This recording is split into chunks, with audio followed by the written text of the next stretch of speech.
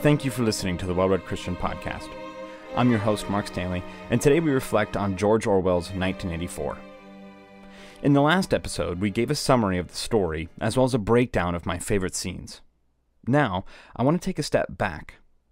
After digesting such a pessimistic and alarming work, I think it's healthy to examine what lessons there are to be learned, both lessons that the author intended, and some that are just a starting point for deeper discussion. There are three major topics that I want to touch on after the last episode. First, I want to talk about fear. I want to talk about Orwell's fear that the human spirit is malleable and breakable. And I also want to talk about the fear of the reader who reads this book and feels pessimistic. I know, just speaking for myself, I can read 1984 and just feel a sense of dread. Second, I want to talk about family. I think Orwell identifies the family as the most important bulwark against totalitarianism.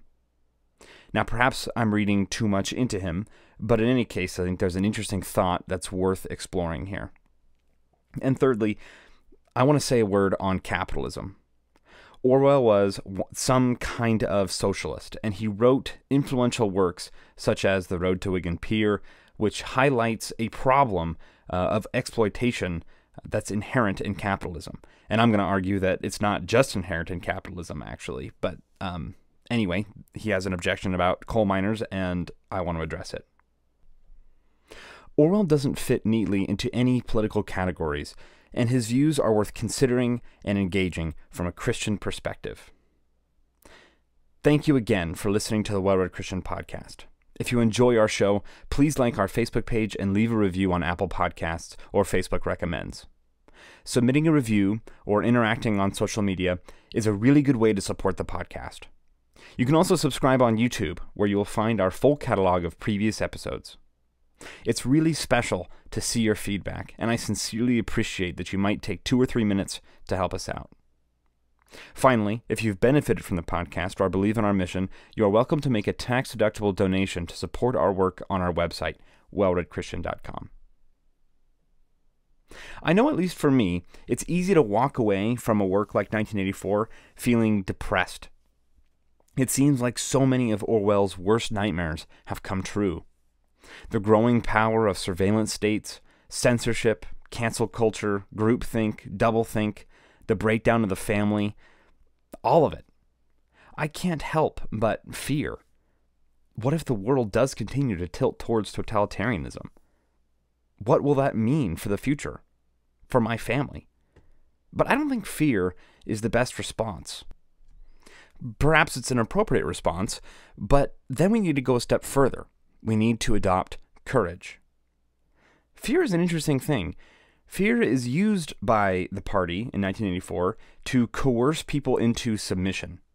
And we see this historically with other totalitarian countries. The Soviet Union, Nazi Germany, China is a totalitarian state at the moment, North Korea, obviously, and there are others. Fear is one of these things that can bind people to make them not do the right thing in circumstances where they would have otherwise done it. And so good people like you and me need to start exercising the virtue of courage. And we need to start exercising it now so that things don't get worse. Courage. The ability to do the right thing even in the face of fear. The machinations of the powerful are frightening. But when ordinary people have courage, we are not manipulated. This isn't to say that naivety or inaction are preferable to fear. A part of being courageous means refusing to be naive.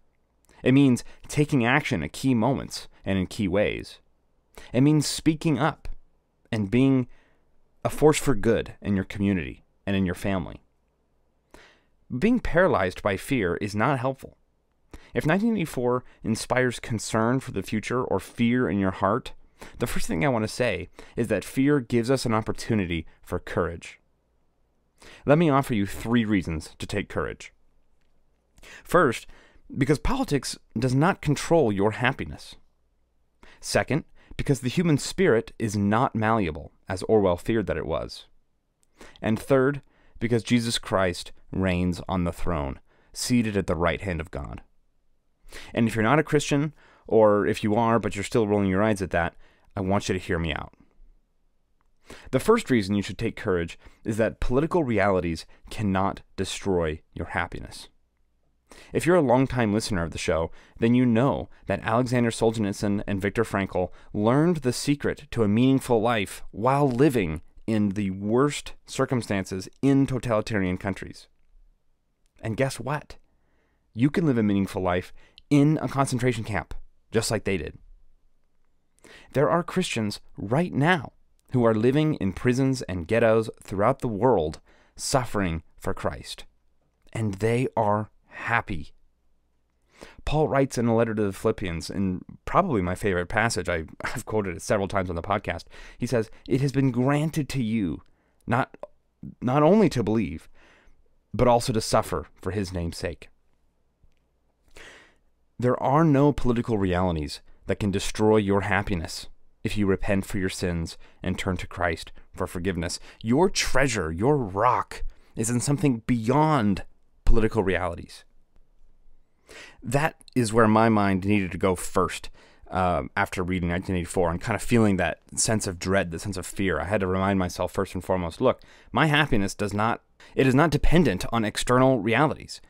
I could live in this dystopia and be fully happy, I live a fully meaningful life. Then again, if you are someone who finds your happiness in possessions or relationships or status or wealth or hobbies, then there are political realities that can destroy your happiness. And if you refuse to be naive, then you better look for high ground, because there's only one refuge from this world. So that's the first reason that you should take courage. Political realities cannot destroy your happiness if your happiness is placed in God. And the second reason you should take courage comes from the book more than the first one did. The first one was kind of me imposing this and kind of recovering from the book. The second one comes more from the book. One of the central questions in George Orwell's 1984 is this: what is the human spirit? And it's asked implicitly, and then it's eventually asked explicitly in the torture scene between Winston and O'Brien. And Orwell answers this question. He says that the human spirit strives for independence. It strives for freedom. It strives for truth. And it strives for love.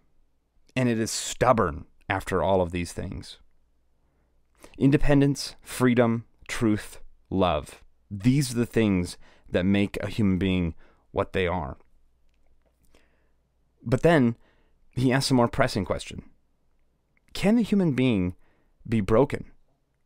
Can the human spirit be shattered, twisted? And his answer is yes. Orwell fears that even the most basic foundations of the human spirit can be destroyed. When Winston begins to deny that basic objective truth exists, then all else is washed away. The party has successfully broken the back of a mountain, and now the hills merely wash away. Once objective truth and the telling of that truth goes, everything goes. And the powerful have total control. And that makes sense, right? Because they not only control you, they control reality itself. Because reality is subjective. It's all relative. So, why should you take courage? Well, because the human spirit, although Orwell fears is breakable, has not broken yet. Billions of people every day still enjoy independence, freedom, truth, and love. And even in places where it is squeezed or even crushed, the cord of Christianity thrives. The human spirit is modeled after God's spirit, and in that way, it is indestructible. So, take courage. If you cultivate virtue by repenting of your sins and you pursue God's goodness, the human spirit will not be broken. Orwell's nightmare of the breaking of the human spirit is still, at the end of the day, just a dream. The third reason you should take courage is because Jesus says, quote, "In this world you will have tribulation, but take heart, for I have overcome the world." John 6:33, end quote. God is in absolute control over the nations. He appoints those in power, and he removes those from power. God raises nations, and he casts them down. He judges nations for their sin, and he is a shield to those who do good. So the third reason you must take courage is because the cavalry is on its way. Indeed, in many ways, the cavalry is already here. God is absolutely sovereign over the affairs of this world, and he intimately cares and manages it. And he will set all things straight. But first, he has a plan. When the day of reckoning comes, only be sure that you have worked out your own salvation with fear and trembling. And the last thing I want to say about fear and politics is that you should never, ever look to politics or the government to solve your problems. There is no election cycle. There is no political party, no candidate or policy that will solve your problems. So stop wishing. Stop placing your hope in politics. Stop looking for the next best thing that's going to make everything better. Now, I'm not saying you shouldn't be invested in politics or care about what's happening in your communities or your country, but what I am saying is that you need to take a healthy reconsideration of what problems you actually have and what the government can do to actually solve them. Because the truth is that you and you alone have the responsibility and ability to solve your problems. So trust God, take responsibility for yourself and your family, and go forth with courage. The second reflection I want to mention after reading 1984 has to do with family. Now, much of the dystopia of 1984 is actually ripped straight out of the history books, which were being written while Orwell was writing. It's actually true that father turned on son and daughter denounced mother. Brothers reported on each other and sisters sold out their families. This happened in Mao's China and in Soviet Russia and in Nazi Germany. In 1984, one of the first important scenes is when Winston's neighbors' kids are running around denouncing people. Now, they're doing it playfully, of course, but what children do in play, they imitate for real life. It's a disturbing scene because the children are sneering and denouncing Winston even when they don't mean it. Or maybe they mean it, they just don't know that they mean it. Because they don't know what they're saying. They don't recognize the gravity of what they are communicating. They don't recognize that they're being indoctrinated by the political elite to betray their family.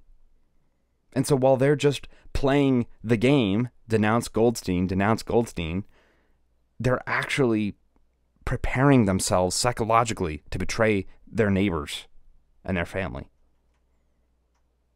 To them, they're playing a game, and that's the terror of it. And what's worse, the parents are encouraging it because they think it's patriotic. In 1984, just like in real totalitarian societies, the bonds between family members are completely destroyed in the name of patriotism. I mentioned in the last episode that for Orwell, sex between people who truly love each other is a powerful expression of humanity. And I think even in this crude and primitive way, Orwell is trying to build a case that family is actually the best bulwark against totalitarianism. In the beginning of the novel, we see family life perverted as children are conditioned to betray parents and marriages are just weird legal contracts in order to produce children so that the state can take them away. But in the middle of the book, we see family life blossom as youthful rebellion turns into loyal family bonds. And then at the end, we see loyal family bonds targeted and destroyed by the party as the final vestige of the human spirit. Let me say this as clearly as I can. If you're more loyal to your family than you are to the government, then the government has no power. When the government does evil things, it is dependent on the destroyed family unit to continue to do evil things. Now, I want to also be clear, I'm not saying that you shouldn't turn your family member in if they are guilty of murder, right?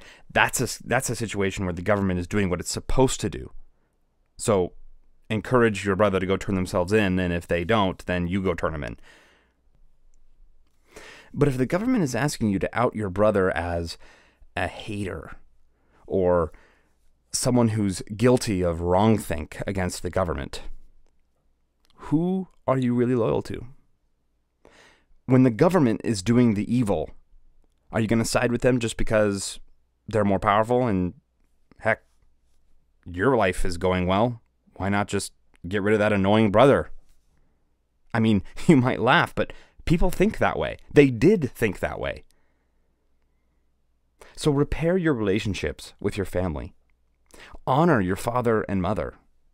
Restore the bonds with your siblings. Be on good terms with your uncles and aunts and cousins. And then go find a suitable partner of the opposite sex and commit to love them for the rest of your life through marriage. And have children together. That's family. And when your friends do that, and your friends become family friends, and your family friends have families, and their friends have other families that are doing that, and we all keep doing that, then you've got community. And that cannot be penetrated or destroyed by a court order or a public policy. How incredible is it that one of the best defenses against tyranny is a committed romantic adventure? How incredible that when you leave human beings alone, they naturally just fall in love and go be with each other and go throughout the world and spread and multiply and create more people. How awesome is that? You want to live a meaningful life? Go build meaningful relationships. Go get involved and apply yourself into what it means to be human. And in the process, you will be fighting tyranny. And if everyone did that, totalitarianism would have no teeth. The more relationships you find yourself willing to fight for, even die for, the more courage that you're going to have when you realize this is going wrong and me and mine are going to stand against it. Everything about family in our age today is twisted and warped and attacked and confused and destroyed. It's so sad how effective the anti-family marketing has been. And it's no wonder, really. Human beings are evil. We are selfish, brutish, self-absorbed, ignorant, arrogant, self-deceived, greedy, lazy, and lustful gluttons. And we hate our families because we see their sin the clearest. And we are hurt by their sin the most. And our pride is insulted when our families treat us how we deserve to be treated. And so we spurn and we insult them right back.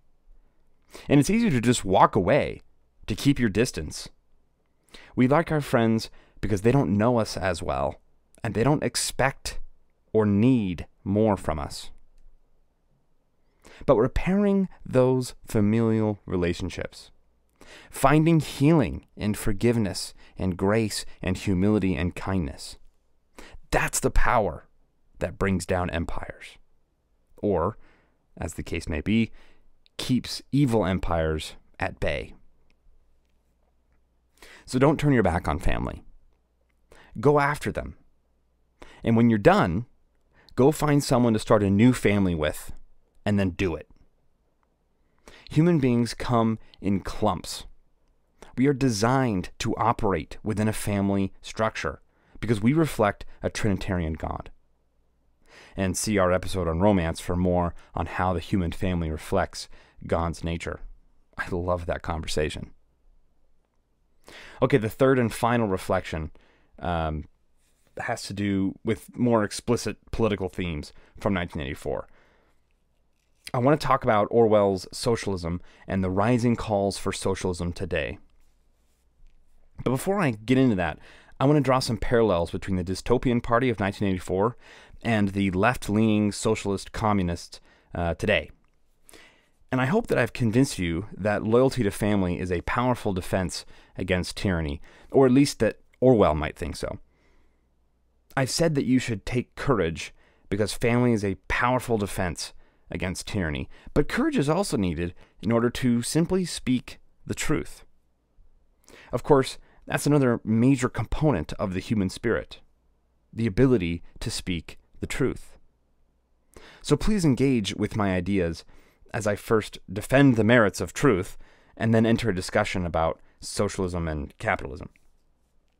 So the party in 1984 is parodied, but some of the things that are happening today are not parody. They are real. There are actually people who are trying to coerce and manipulate or gaslight you into believing that 2 + 2 = 5 in order to break your will. Now, Orwell already coined 2 + 2 = 5, and so they're going after something that's a little more consequential. They want you to explicitly say that an obvious, objective truth doesn't exist or is false. Instead, only the collective will of the government or of group identity or of whatever it is true. This is happening today, right now. Thankfully, I won't be hauled off or tortured, but if I say a truth that is just as obvious as 2 + 2 = 4, I could lose my job. Or I could lose prospective jobs in the future. I am not exaggerating to say that completely commonsensical, obvious, everyday truths that would have been taken for granted 10, 20 years ago could now destroy my career or livelihood if I said them out loud to you right now in a recorded setting. It is actually a risk for me to publicly say on a recorded and published platform that men are not women. As of 2022, you can get banned from social media platforms for saying that men are not women. I bring this issue up because the difference between men and women is essential for family. The assault on gender and sex is an assault on the nuclear family. And I want you to notice that right now, right this very moment, the party wants you and me to doublespeak. They want you to say that men systematically oppress women, but also that there is no such thing as a man or a woman. They want you to say that whiteness is evil, but also that judging people by their skin is evil. They want you to say that you are not allowed to have an opinion on abortion if you're a man, while also saying that the category of men and women are social constructs. They want you to say that the cause of all crime is poverty and ignorance, while saying that the rich and educated are the worst criminals of all. They want you to chant "my body, my choice" when it comes to murdering a child in the womb, and then chant "follow the science" to compel others to accept medical treatments. They accuse you of being a Nazi while literally using Nazi tactics such as harassing store owners and closing businesses and using mob violence to further political agendas and censoring and controlling the media, when it is them who are doing all of those things. I could go on. In every corner, in every way, at all times, and to the best of your ability, you must speak the truth. You must have the courage to face the gasps, the how dare yous, the dismissive eye rolls, the scoffs, and the insults. The truth is something that must absolutely be defended. We must argue, listen, love, and then live. Say what you think and why you think it, and then listen to the arguments of your enemies, and then love them by standing for the truth while still expressing kindness and compassion. And then go home to your family. The party controls thoughts by controlling words, and they control words through censorship and political correctness, and they use fear and shame to coerce and manipulate. Banish fear through your courage. Dispel shame through forgiveness. Use the words you need to express your own opinions, and let the best ideas win in the marketplace of ideas. When millions of people do this, and then go home to their families, totalitarians can only get so far. The last reflection I want to offer from George Orwell's 1984 has less to do with the book and more to do with the man who wrote it. As I've said before on the podcast, Orwell is among the first-rate authors who saw socialism up close. Perhaps not close enough. But anyway, he saw socialism and he realized that these people don't love the poor, they just hate the rich. And that is very different. They feign compassion in order to win political favor with the masses, and then they use it to justify their murderous, covetous devouring of anyone who is deemed privileged. And then the privileged class keeps expanding, as does the body count. Orwell saw this as a socialist, but he still had one major objection against capitalism. And here is why, I think. If Orwell was alive today, he would be a reluctant convert to capitalism. Or, if you prefer me to say it this way, here is why Orwell was wrong to be a socialist, despite recognizing a legitimate criticism of capitalism. First, the critique. George Orwell, whose real name was Eric Blair, by the way, wrote a book called The Road to Wigan Pier. In this book, he documents the horrific working conditions of the coal miners in England at that time. You can go look up pictures of the coal miners, or you can just imagine it. Long work days, cramped spaces, breathing in awful air like you can't believe. Grueling labor that was terrible on the body.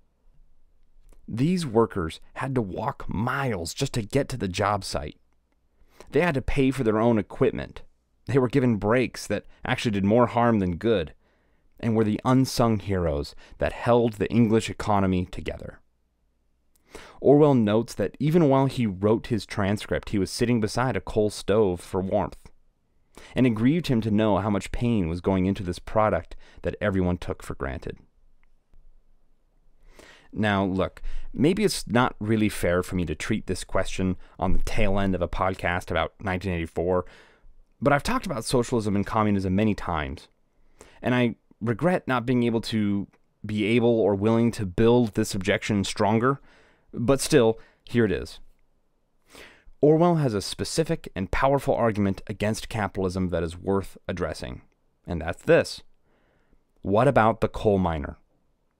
What of the man who had the business sense to assemble the right contractors, draft the right plans, know the right people, petition for government grants, buy the right land, and order the mining of the coal, but then gets to reap enormous profit off the backs of thousands of workers who are paid barely enough to get by and who suffer terrible consequences as a result of their work, and whose work we are indebted to for the sophisticated culture that we get to enjoy. Orwell says, no, this is exploitation.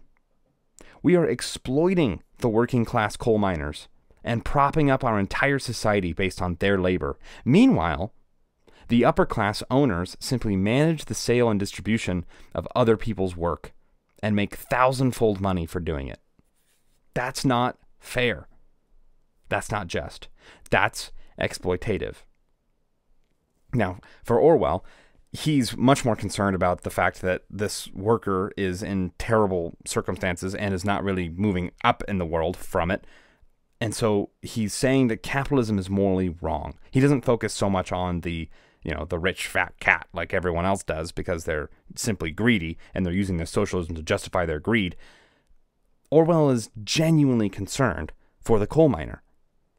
He's genuinely concerned that society is taking this labor for granted. And therefore, because society is exploiting these workers, capitalism is morally wrong. And that right there is where his argument becomes a non sequitur, or it doesn't follow from the premises, I should say. I want to give a few reasons why, and then a counterpoint. Firstly, it's just not quite fair to legally describe what's happening to these coal miners as exploitation, because nobody has actually coerced or compelled or forced them to do something against their will. Now, I'm not saying that they're not being exploited. I'm just saying that they're not being exploited in ways that they could be. Because as a civilization, when you have a task that is brutal or difficult, you have two options. Either you force somebody to do it against their will, or you enable incentive structures for people to do it willingly. Civilizations in the past have simply enslaved people to do their difficult tasks. Communistic countries, where industries are owned and regulated by the government, also force people to do their jobs unwillingly by either taking power away from the individual to negotiate their own wages and working conditions, or by setting the price and the market value of products, and usually they do both. And the result is that communistic countries actually just exert more control over the entire industry and are still forcing people to do hard tasks. So what I'm trying to say is that no matter how you structure your society, if it's dependent on coal, some people have to mine coal. And that is just life. That's just the way that things are. Now, maybe you could argue that we shouldn't use coal then. And you know what? Maybe we shouldn't. Maybe we can all live by candlelight again. I mean, hey, we did it for a long time. It's not that bad. Now, again, I'm not saying that it was a good thing that coal miners were paid so little. And historically speaking, communistic countries usually made their prisoners do the really hard labor, since their economy slowly collapses and slave labor is necessary to prop it up. And thankfully, when it comes to English coal miners, thank God that capitalist incentive structures enabled technology to progress so that coal could be mined safer and energy sources other than coal could be made more efficient. But what I'm trying to say is that under capitalism, there is no coercion or the taking away of individual human liberty. That doesn't mean that exploitation is not possible, because it's certainly possible. And I am not even saying that these coal miners are not being exploited, because in many ways they are being exploited. But what I'm saying is that other forms of economic or political government structures simply manipulate and coerce and exploit more and differently. Now, the communists will say that there's still this exploitation under capitalism, and so what are you going to do about that? After all, the coal mine owner is still exploiting his workers' health and well-being and reaping massive rewards, while the worker gains only enough to get by. And to this, I want to say emphatically that this is true. There is exploitation under capitalism, absolutely. But you know what? Every possible economic system is exploitative. It's only under capitalism that you have the freedom to quit, or to start your own company, or to go to a different industry, or to move. And you might say that, well, they can't afford to do that. Okay, maybe so. But the solution surely isn't to take other people's money and give it to someone who didn't work for it. Clearly, legal plunder is not the solution. Maybe you disagree with me on that, and it's a conversation for another day. But this is what I'm really trying to get across. Communism is literally the expansion of exploitation by taking power away from the individual business owner or the worker who both agreed to the terms of any deal. It's taking power away from them and putting it in the hands of the government. And that is not helpful. My argument for capitalism is much like my argument for democracy. In case you haven't noticed, democracy is kind of a terrible form of government. Just talk to any average voter and you'll discover that very quickly. But I think it's Winston Churchill who said that democracy is the worst form of government except for every other form of government. In the same way, capitalism can absolutely be exploitative. But communism or anarchy or any other form of government is even more exploitative. Of course, capitalism can lead to ugly results. Monopolies, child labor, corrupt power incentives within the government. But do you think those things go away if the government controls it? If the government controls the industry, it's just one giant monopoly. Child labor, that's not exclusive to capitalist societies. Corrupt power structures within the government? You think lobbyists are bad now. You think money and politics is bad now. Imagine if government and business were the same thing. Don't be naive. Taking power from individuals and business owners and workers and giving it to the hands of the government, it might mean that individuals can't exploit each other, but it means that the government now has all of the power to exploit people. Don't be so naive. Under communism, all industries are owned and regulated by the government, and that means no individuals have any power to negotiate or advance. That means the government has all the power to exploit people as they see fit. Don't be naive, Mr. Orwell. Surely you don't really think that taking power away from individuals and giving it to bureaucrats will solve any real problems of human exploitation. All it does is make it so that the government can systematically exploit people. In fact, it can systematically exploit everyone equally. And it turns out that that's exactly what happens. At least mostly, because the ruling class still managed to get them and their friends and family away and sift to the top 1%. So that's my counterargument to the coal miner problem. There is no economic solution to the coal miner problem. All you can do is try to eliminate exploitation as best you can. And capitalism, for all of its faults, still does that. It's amazing that obesity is a larger problem than starvation in free countries. It's amazing how technology that make our lives better and safer and healthier flourish in a capitalistic society. How incredible is it that if you let people make free choices with what they'll do with their time and money, that incredible wealth and diversity can be created? All you have to do is get out of the way and let people establish their own desires. And of course, you have to have basic laws to curb some obvious exploitation possibilities. But to the exact degree to which you have freedom and capitalism, you have that degree of wealth. In fact, you have exponentially increasing wealth to the exact degree that you have capitalism and freedom. Well, that about sums my thoughts and reflections on 1984. And I even got to address, I think, an important contribution to the great conversation on economics and such like that from George Orwell. I hope you've gotten something from our time together. First, we talked about taking courage, because politics cannot control your happiness, and the human spirit has not been broken, because God is ultimately on the throne. And then we said that family is a crucial bulwark against tyranny, and that if you turn to things that you're in control of instead of politics, that you'll have a happier life. And then finally, we talked about standing for truth against a world that wants to force you to doublespeak and doublethink. And then I addressed Orwell's influential coal miner objection and as best as I could. I apologize for not being as articulate as I could be. Thank you for tuning in and listening to the Well-Read Christian Podcast.